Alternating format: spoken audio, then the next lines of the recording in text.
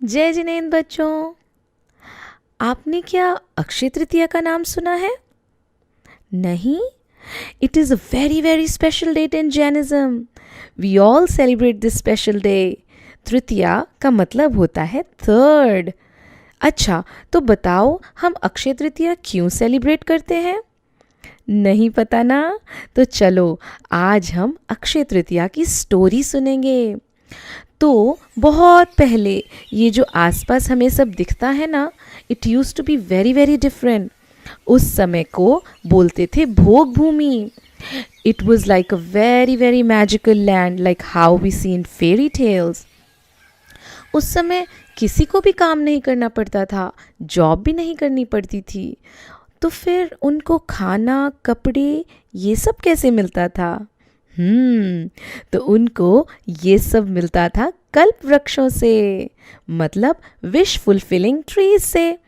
तो भोग भूमि पे रहने वाले लोगों को इन ट्रीज से खाने पीने की चीज़ें, सुंदर सुंदर कपड़े, ज्वेलरी सब मिल जाया करती थी। फिर धीरे धीरे धीरे भोग भूमि चेंज हो गई कर्म भूमि में। कर्म भूमि का मतलब where one has to work for living. अच्छा, ये बताओ हम कौन सी भूमि में रहते हैं, कर्म भूमि या भोग भूमि? अच्छा बताओ, क्या हमारे पास ये स्पेशल ट्रीज हैं क्या, ये विश फुलफिलिंग ट्रीज जिन्हें कल्प वृक्ष कहते हैं? नहीं है ना। So we live in karma bhumi where we all have to work. तो इसका मतलब है कर्म मतलब कुछ करना। कर्म भूमि में सबको मेहनत करनी पड़ती है, खेती फार्मिंग करनी होती है टू ग्रो फूड। कपड़े, भोजन, ज्वेलरी सब खुद ही बनाना पड़ता है। तो कर्म भूमि के स्टार्ट में सबसे पहले तीर्थंकर हुए भगवान आदिनाथ। आदिनाथ भगवान अपनी सोल को, अपनी आत्मा को प्योर करने के लिए क्या बन गए? वो बन गए मुनि महाराज, जैन साधु या जैन सेंट बन गए। तो आदिनाथ भगवान कर्म भूमि के सबसे पहले साधु हुए। जैसे ही उन्होंने दीक्षा ली, दीक्षा मतलब होता है साधु बन जाना, मुनि महाराज बन जाना, सब वर्ल्ड की चीज़ों को छोड़कर बस अपनी सोल के साथ रहना। तो जैसे ही आदिनाथ भगवान मुनि महाराज बने, उन्होंने 6 मंथ्स तक का फास्टिंग का नियम ले लिया। तो 6 मंथ्स के बाद जब उनकी मेडिटेशन, उनका ध्यान पूरा हुआ, तो वो अब आहार लेने के लिए चल पड़े। आपने कभी किसी मुनि महाराज को आहार के लिए निकलते हुए देखा है क्या बच्चों? तो उस समय लोग मुनियों को आहार देना नहीं जानते थे। किसी को भी समझ नहीं आ रहा था कि मुनि महाराज को फूड, भोजन कैसे देना है।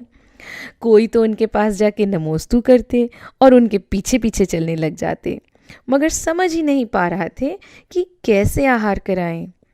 तो ऐसा करते करते भगवान के 6 मंथ्स और निकल गए।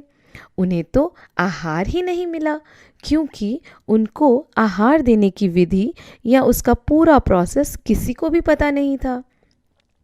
अब तो भगवान को आहार लिए, फूड लिए हुए पूरा 1 ईयर, 1 साल हो गया था। तो विहार करते करते ऋषभदेव एक सुंदर सिटी जिसका नाम था हस्तिनापुर, वहाँ पर आ गए। उस समय वहाँ के किंग का नाम था सोमप्रभ और उनके ब्रदर थे श्रेयांस कुमार। जैसे ही उन दोनों ब्रदर्स को पता चला कि आदिनाथ मुनि महाराज आए हैं, दोनों भाई जल्दी से उनके दर्शन करने अपने पैलेस से, अपने महल से बाहर आए और बहुत हैप्पी होकर उन्हें नमस्कार, उन्हें बो डाउन किया और उनकी 3 प्रदक्षिणाएं दी। मतलब सर्कल करते हैं ना हम मंदिर में, उसी को तो प्रदक्षिणा कहते हैं। तभी राजा श्रेयांस को याद आया कि राजा श्रेयांस की लाइफ में आने से पहले वो पिछली लाइफ में क्या हुआ करते थे। ये बात कुछ समझ नहीं आई। पिछली लाइफ मतलब क्या? तो जब से हमारा बर्थ हुआ है, हमें एक नाम मिला, ये लाइफ मिली। लेकिन क्या आपने कभी सोचा है कि जब हम बॉर्न भी नहीं हुए थे, तो उसके पहले हम कहाँ थे? हाँ, हम थे किसी और लाइफ में। है ना बड़ी इंटरेस्टिंग सी बात।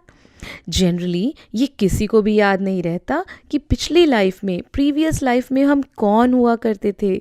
लेकिन श्रेयांश कुमार को अपनी प्रीवियस लाइफ याद आ गई। उन्हें याद आ गया कि वो पिछले जन्म में एक क्वीन हुआ करते थे और उनका नाम था रानी श्रीमती।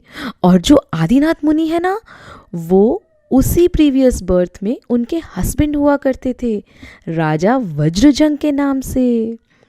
है ना कितनी मज़ेदार बात। तो उन दोनों राजा रानी ने मिलकर चारण रिद्धिधारी मुनि, मतलब सुपर स्पेशल पावर्स वाले मुनि महाराज को पहले आहार दिए थे।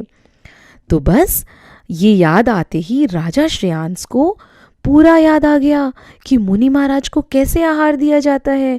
उनको अपनी प्रीवियस लाइफ की बातें जो याद आ गई थी, प्रीवियस लाइफ में जो उन्होंने आहार दिया था, वो सब याद आ गया उनको। तो इस बर्थ में श्रेयांश कुमार अपने भाई के साथ मिलकर मुनि महाराज को सही प्रोसेस से अपने महल में, अपने घर में लेकर आए और उनको किस चीज़ का आहार कराया? प्योर शुगर केन जूस का आहार कराया। शुगर केन जूस को इक्षुरक्स भी कहते हैं। तो ये देखते ही स्काई में देवों का पूरा ग्रुप आ गया। क्यों आ गया? क्योंकि सब बहुत खुश थे कि आदिनाथ मुनिराज के आहार हो गए फाइनली, पूरे 1 ईयर के बाद। तो देवों ने खुश होकर उस समय प्रेशियस जेम्स की बारिश की, फ्लावर्स की बारिश की, बहुत अच्छी अच्छी फ्रेग्रेंस वाली हवा चलने लगी, बहुत अच्छा अच्छा म्यूज़िक बजने लगा और जय हो जय हो जय हो से पूरा स्काई भर गया। दोनों भाइयों को बहुत अच्छा लगा। तब से लेकर आज तक भी वह दिन अक्षय तृतीया के नाम से फेमस है। क्यों हुआ फेमस? क्योंकि इसी फॉर्चुनेट डे से श्रेयांश कुमार से मुनि महाराज को आहार देने का, फूड देने का ट्रेडिशन शुरू हुआ। चलो अब अपन सब भी प्रॉमिस करते हैं कि हम भी एक दिन मुनि महाराज को आहार ज़रूर देंगे और बनेंगे श्रेयांश कुमार जैसे लकी। बनेंगे ना? जय जिनेंद्र।